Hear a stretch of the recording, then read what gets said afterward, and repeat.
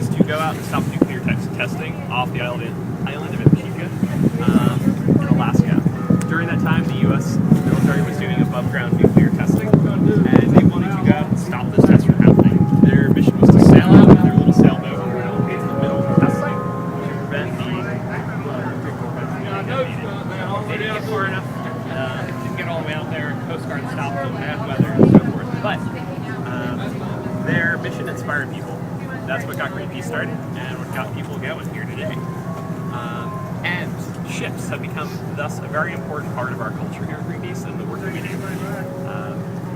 Besides the Rainbow Warrior, we have 2 more ships. One of them is called the Arctic Sunrise, which often goes to the Arctic, does scientific research, and goes places where the other ships can't. Because so Greenpeace wanted to build a ship that would set a good example of the ideas that we stand for in terms of ecological responsibility and such. So we built a really efficient sailing ship that we can also use as a campaign platform.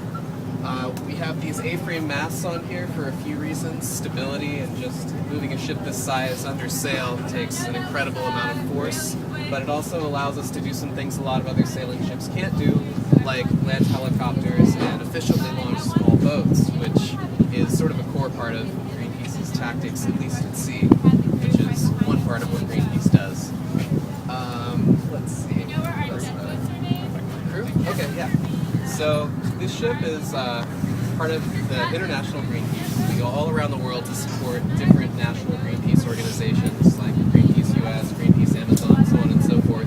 Generally, the crew represents people from a lot of different countries. I think right now we have 13 different nationalities on board, and there's around, 16 crew total. So it's pretty diverse most of the time, and they try to keep it that way so that, have representatives from all over the place.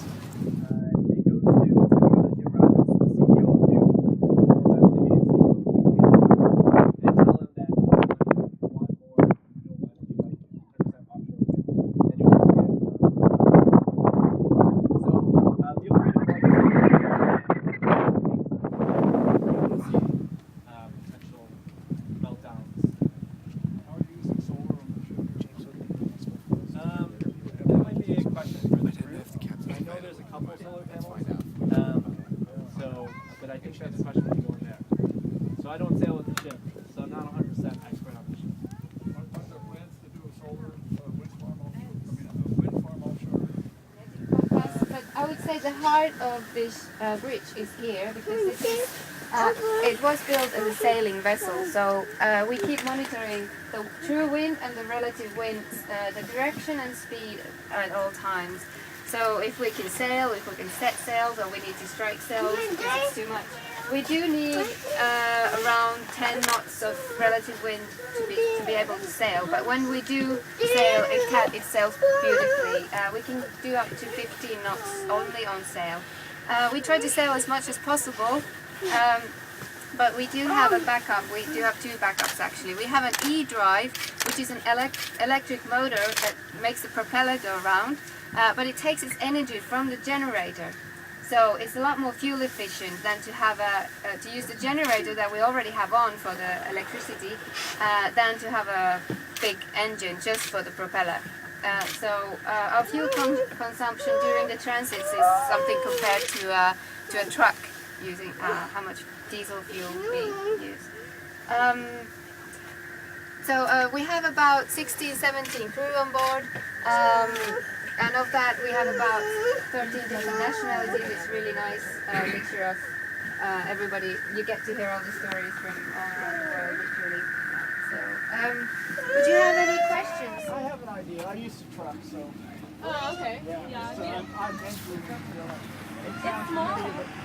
Well, no, when you're driving a semi-truck, Yeah. it's small things. Near Asheville. Oh, okay.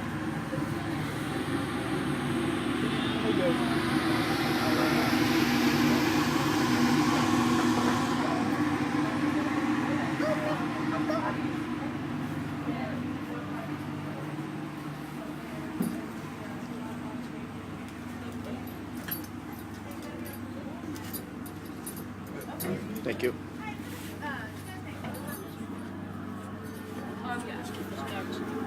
Don't get too spread out, probably.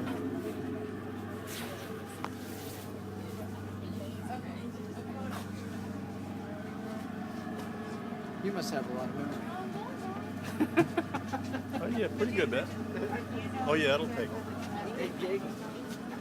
Oh, no, 32. Oh, really? That's a lot. It's not the biggest game. Yeah, well, I know. It's a lot bigger than what I do.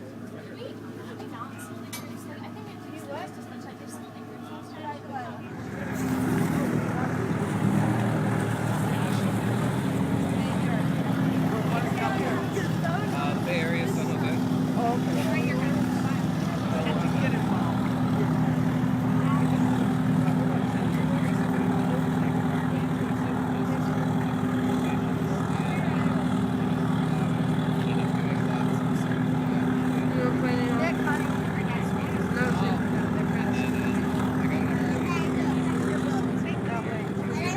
Pulling in the oars of this tiny boat, growing weary of the rowing and all the effort to reach some shore,